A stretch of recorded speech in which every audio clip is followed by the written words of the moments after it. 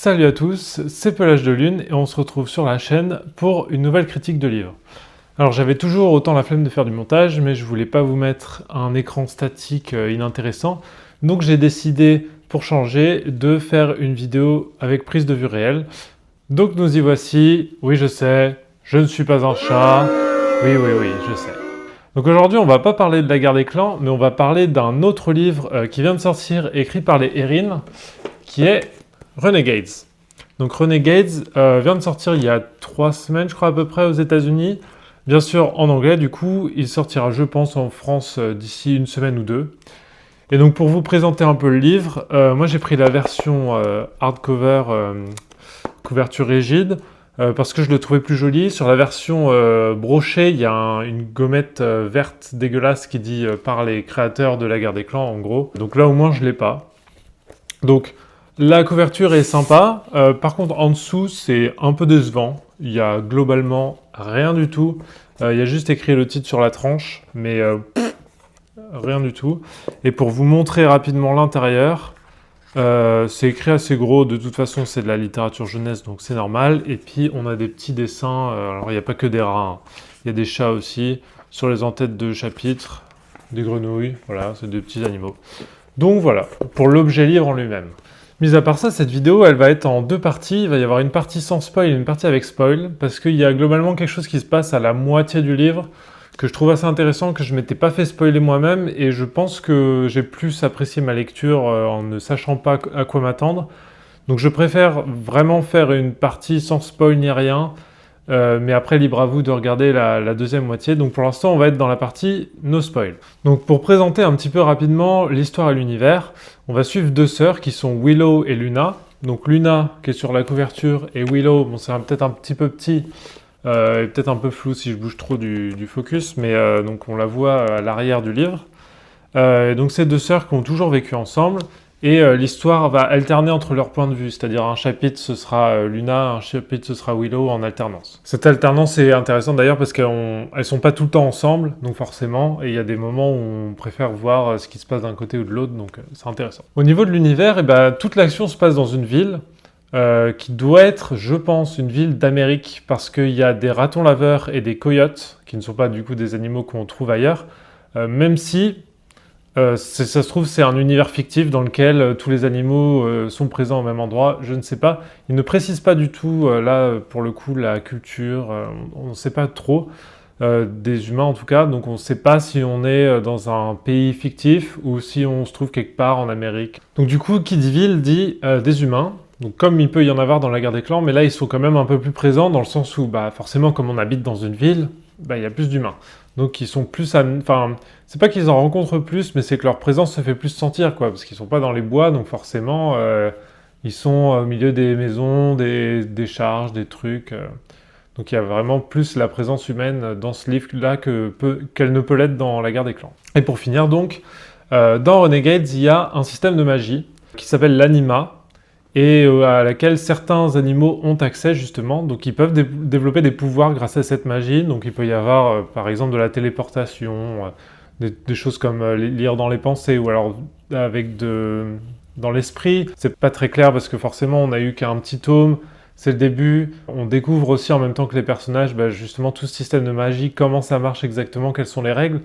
Donc pour l'instant, déjà je veux pas trop en dire parce qu'on est dans la partie no spoil, et aussi parce que tout simplement on ne sait pas encore, je pense qu'il va falloir attendre plusieurs livres pour qu'on maîtrise vraiment, qu'on comprenne vraiment bien comment marche cette magie. Et donc oui, j'ai oublié de dire, les animaux qui justement peuvent utiliser la magie se font appeler les attuned, donc je traduirais par les accordés ou alors en phase. Je ne sais pas trop comment la traduction française justement va gérer ça.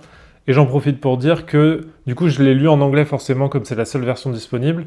Je vais hasarder des traductions pour cette vidéo, mais je ne sais pas si ce seront les traductions qui vont être retenues pour faire la VF. Donc prenez avec des pincettes toutes les traductions que j'utilise.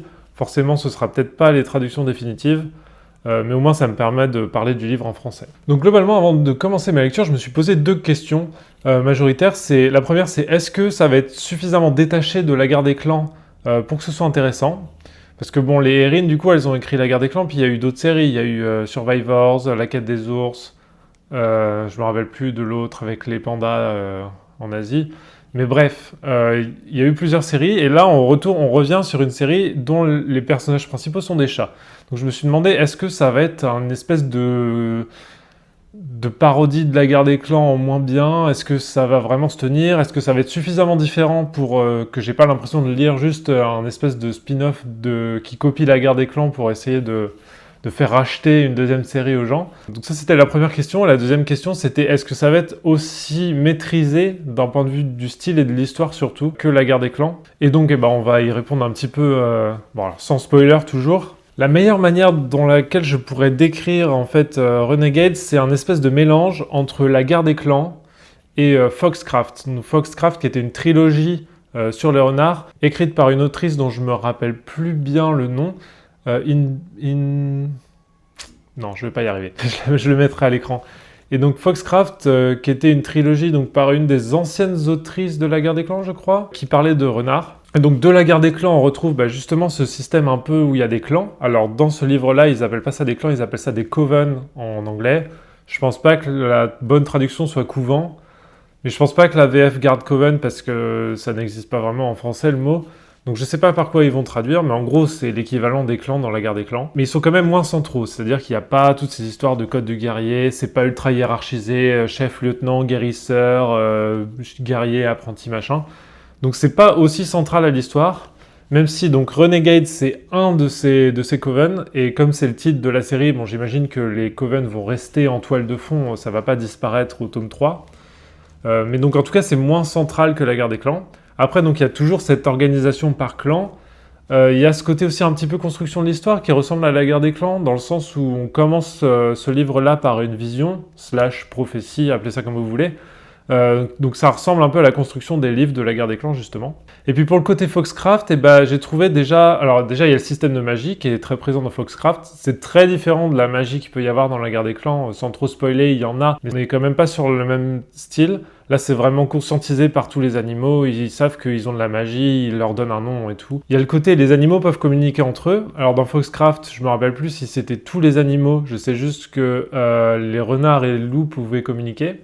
Alors là, c'est vraiment, pour le coup, tous les animaux peuvent communiquer. Et puis globalement, dans Foxcraft, l'héroïne, elle n'est pas toujours entourée d'autres animaux.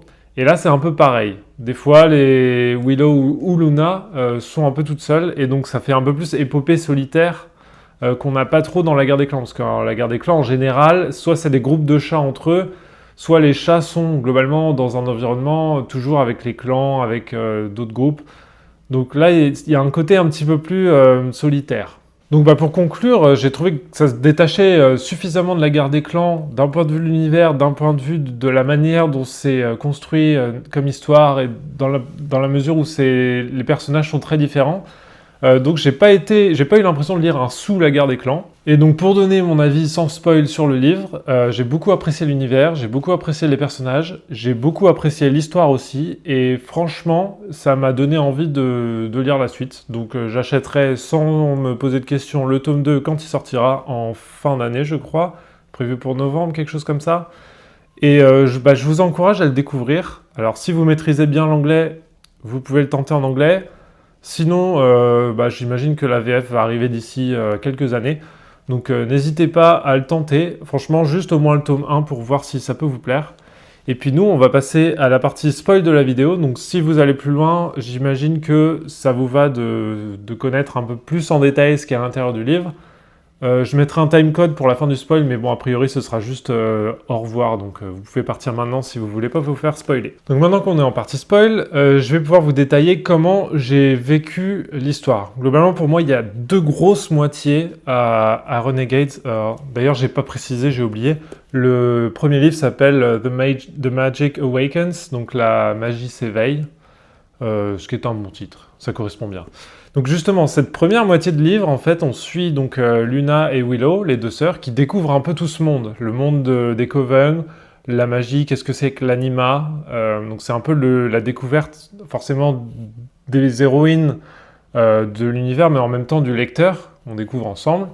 C'est classique, introduction à un univers, world building, là pour le coup il n'y a pas de souci. Puis on a aussi l'arrivée un peu du conflit entre les deux sœurs, parce que justement le livre va les mettre en conflit.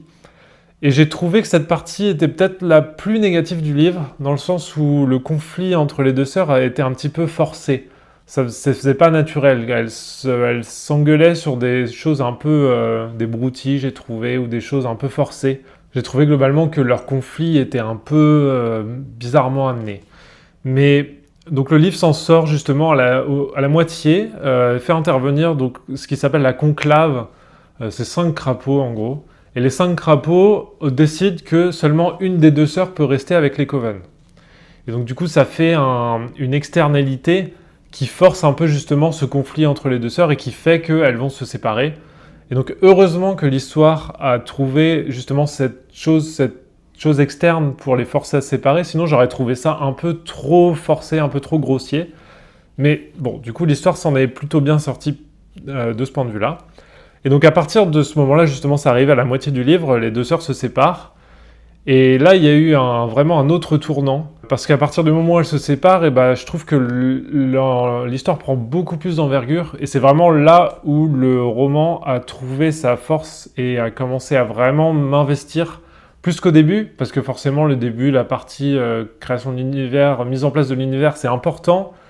Mise en place des personnages aussi forcément, c'est important, mais c'est pas la partie la plus intéressante, parce qu'en fait on prend n'importe quel livre, on la retrouve.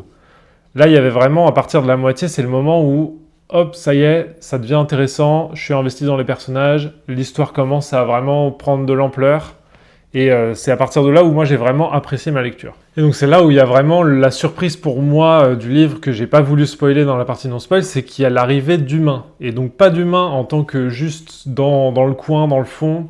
Ils sont évoqués un peu dans la première moitié du livre. On nous explique qu'il y a donc des sorciers dans le livre qui sont liés à des animaux qui sont des familiers en gros. On nous l'explique, mais moi je pensais que ça allait rester assez secondaire dans l'univers, qu'on allait peut-être en faire une quête annexe dans le tome 8 ou je sais pas quoi. Mais là, en fait, il se trouve que les humains sont vachement plus centraux à l'histoire que ce que je pensais et que ce que j'avais cru comprendre en lisant les résumés. Et en plus, les humains peuvent parler directement avec les animaux. Et donc, on se retrouve avec des personnages humains qui communiquent directement avec les animaux. Et ça, c'est quelque chose que j'ai pas du tout vu venir. Je pense que c'est une épée à double tranchant, dans le sens où, d'un côté, c'est quelque chose de complètement nouveau pour Erin Hunter. Alors, à moins qu'ils aient fait ça déjà dans Survivors ou dans une des autres séries que j'ai pas continué, avec les chiens, les loups, les ours, je sais plus quoi.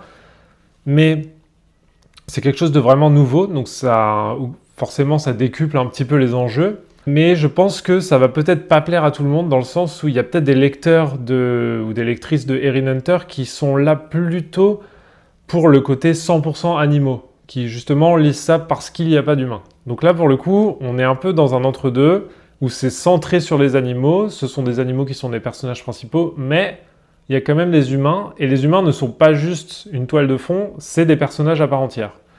Et donc justement, moi personnellement, je trouve ça super intéressant. J'ai vraiment hâte de voir où ça va aller.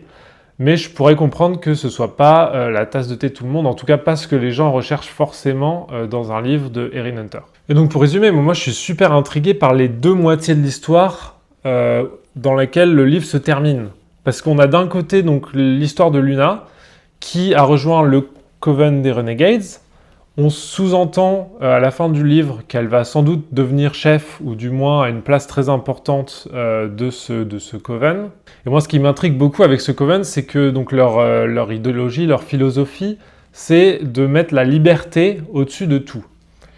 Et donc, moi, j'attends de voir justement cette exploration du thème de la liberté, des thèmes libertaires un petit peu. Alors, loin de moi de penser qu'on va avoir dans un livre de Erin Hunter un pamphlet politique libertaire, je ne pense pas que ça va arriver, mais je pense que le thème va peut-être être traité de manière un petit peu sous-textuelle, notamment via le fait qu'il y ait d'autres covens. Il y a notamment un coven qui s'appelle les Truth Tellers, donc les diseurs de vérité. Et ce coven-là est plutôt axé superstition, religion, sans doute un petit peu plus aussi axé sur les hiérarchies, l'ordre. Alors on n'en sait pas trop à l'heure actuelle, mais c'est en tout cas ce qu'on entrevoit. Et donc justement, je me demande, est-ce qu'ils vont mettre en opposition ce groupe d'animaux qui place la liberté avant tout, avec les autres groupes d'animaux qui n'ont pas forcément les mêmes valeurs philosophiques, Et est-ce qu'on va avoir un petit peu justement une exploration de ce genre de thème? Moi, ça m'intéresserait beaucoup. C'est quelque chose que j'aime bien voir dans la littérature jeunesse. Et puis, il y a l'autre côté de l'histoire, donc le côté Willow, où là, il y a carrément des personnages humains centraux, je pense notamment à Violette, qui, contrairement aux autres humains, a l'air de ne pas considérer les animaux comme des esclaves. Et donc, du coup, j'imagine qu'il va y avoir un conflit entre, à minima, Violette et le reste des humains. Peut-être qu'il va y avoir d'autres humains qui vont rejoindre Violette du côté on n'est pas des esclavagistes. Donc justement, est-ce qu'il va y avoir des conflits entre les humains et des humains qui esclavagisent les animaux et les humains qui ne le font pas? Est-ce qu'il va y avoir des batailles, des humains qui vont être blessés, voire mourir? Qui est quelque chose qu'on n'a jamais vu non plus, à ma connaissance, dans Erin Hunter. Donc c'est super intéressant.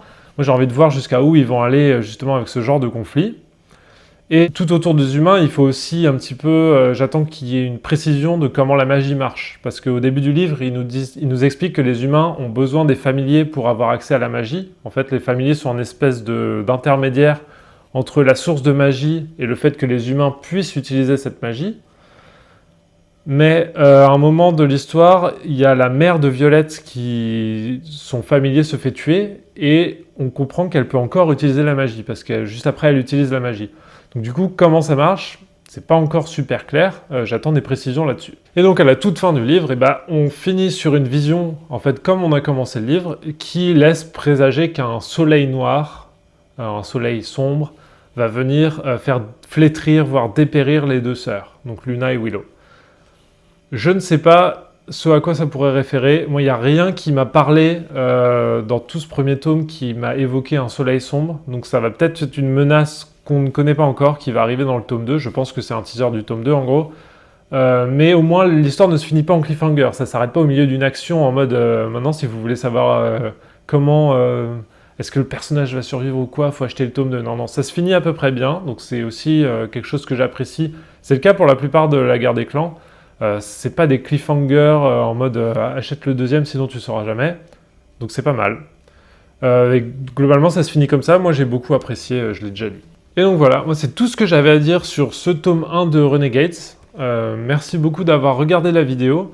Et puis on se retrouve, j'espère, pour le tome 2, quand il sortira. Peut-être avant, pour reparler de la guerre des clans. On va voir à quelle vitesse j'arrive à avancer.